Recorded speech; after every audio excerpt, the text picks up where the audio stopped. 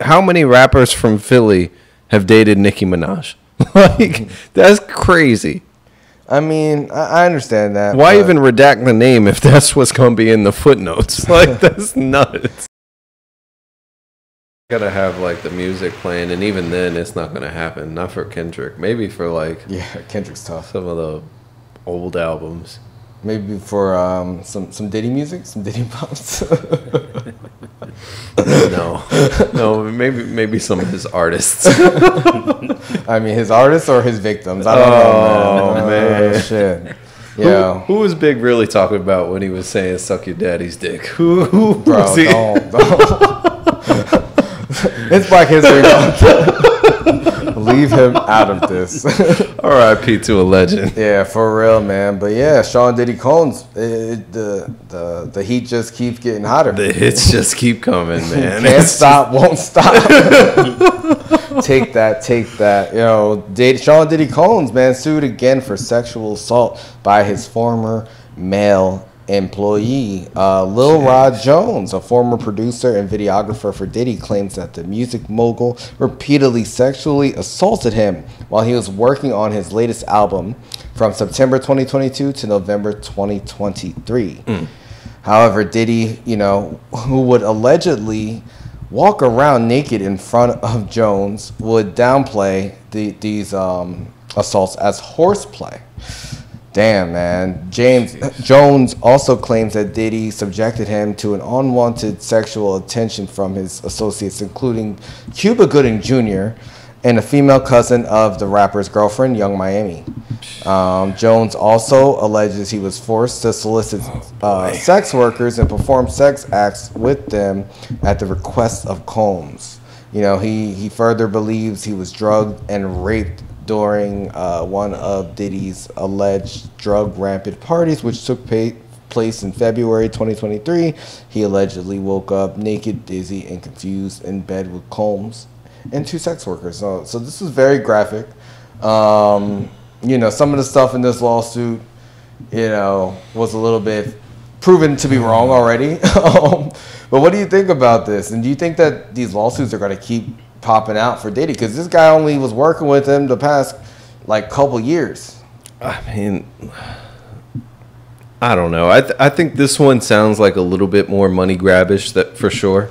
Sounds like grabbish, something else. He did say that he did it with like groping his nuts and then trying to touch his butt to groom him. Yeah, it was nasty stuff. Nasty stuff. On Diddy's side, his lawyer quickly responded to the allegations and said that Jones is a liar who shamelessly is looking for an undeserved payday. But they've broken down like some of the content of this new suit, and social media has taken two names and kind of run with them based on some of the information there. One of them is Meek Mill, and the other is Usher. We just talked about the Super Bowl. Yeah, we did. So in the lawsuit, there's an unnamed rapper that is alleged to have been on Diddy's yacht and was seen consorting with underage girls and sex workers. And then further down in the complaint, where the name was redacted in the initial lawsuit, it described this person as a Philadelphia rapper who dated Nicki Minaj. Oh. Yeah, nasty stuff. And it's just, it looks bad. It looks bad. And in the document, it also says Mr. Combs informed Mr. Jones that he had engaged in sexual intercourse with this rapper and an R&B singer, and also Stevie J. Stevie J, that was not him. You know, some porn star actually took credit for that. And, you know, TMZ put out the post. That was not Stevie J. So, you know, I don't know. He's asking for $30 million, the same amount that, you know, Cassie was asking for. Smart. I feel like if he's paying 30, then one time he should do it again, right? Yeah, I mean it's a little bit crazy. I know this guy was, you know, working on the album with him and said he wasn't paid for the album, and then he comes out and sues him. So, it's a little bit strange, but I mean, a lot of what he was describing was already in the Act Bad video. It was like, it was out in the open. This guy's a videographer, and he was videotaping just that video. I mean, you know. Then yeah, it did happen. Technically, there's video proof. But I mean, you know, hearing this level of details, you know, I feel like people are going to be opening up, you know, on Diddy for like a long time, as long as he'd probably like them opening up on him. But oh my god, it's bad. So Academics, he was on a Twitch live, and he was reading through the lawsuit, and that's kind of what initially triggered social media. It triggered Meek Mill because he went on a Twitter rampage. Yeah, he went crazy. So Academics, he started tweeting about it. The video got posted by World Star Hip Hop, and then Meek was like, "The way you niggas coming on the I don't know what he was saying. I can't wait to meet Academics. They know I drop tomorrow. This is damage control. The net's getting too weird."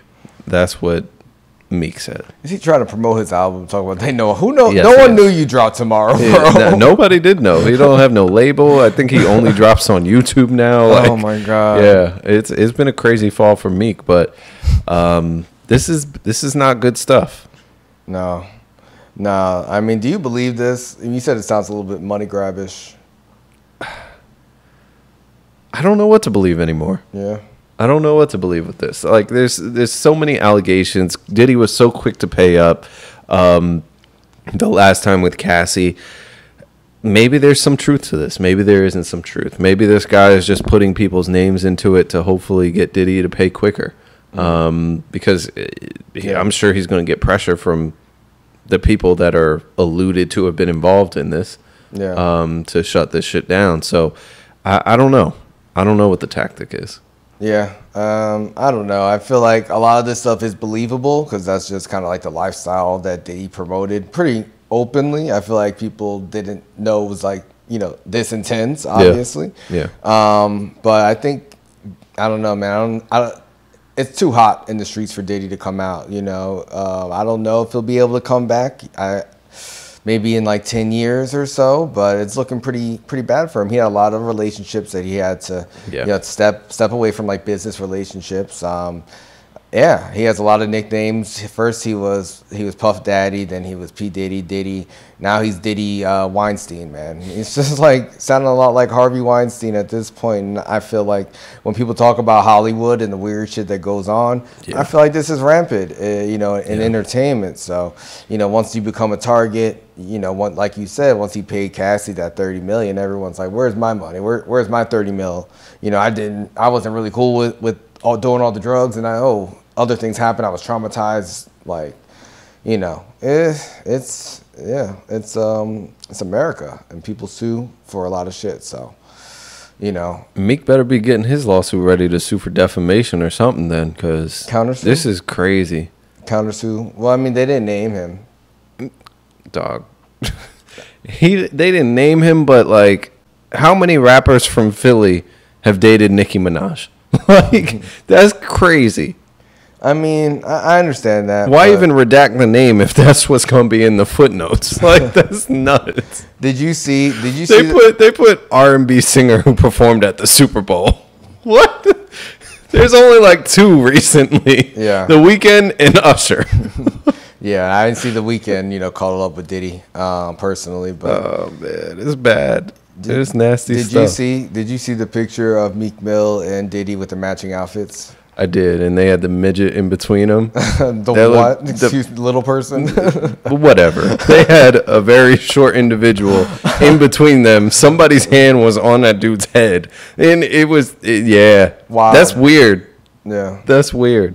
A little weird, man. I always looked at those like Diddy parties weird. You know, 50 Cent, he's been pretty outspoken against Diddy throughout this whole time. You know, oddly, Floyd Mayweather, you know, made some comments on the pivot. Like, no one even asked him about Diddy. He went out of his way. I don't know. That was weird. But the thing is, it's tough with those podcasts because it seemed like nobody asked him about Diddy. But they may have cut out how the transition may have happened. But regardless of what did or did not happen with them chopping up that video, he said some out of box, just some out of bounds shit. Like, you can't. And anything that Floyd says, I take with a grain of salt because he's on like a 4th grade reading level. But that's messed up. I don't care if it's messed up. It's the truth. He's not the most literate person out there. What does that have to do with his opinions, though? It could be that he was trying to say one thing and then it came out a completely different way. No, it sounded like he knew what he was saying. It did, but like I said, I try to take what Floyd says with a grain of salt. Because at the same time, while he has that stance, he's also put his hands on women, too. So it's like, I don't think he has the strongest moral compass. Yeah, do you think that he's going to be rocking those Trump shoes? Because I could definitely see him wearing those Trump shoes. If there's anybody that I could imagine from the black community wearing those, that's a celeb, it would be him.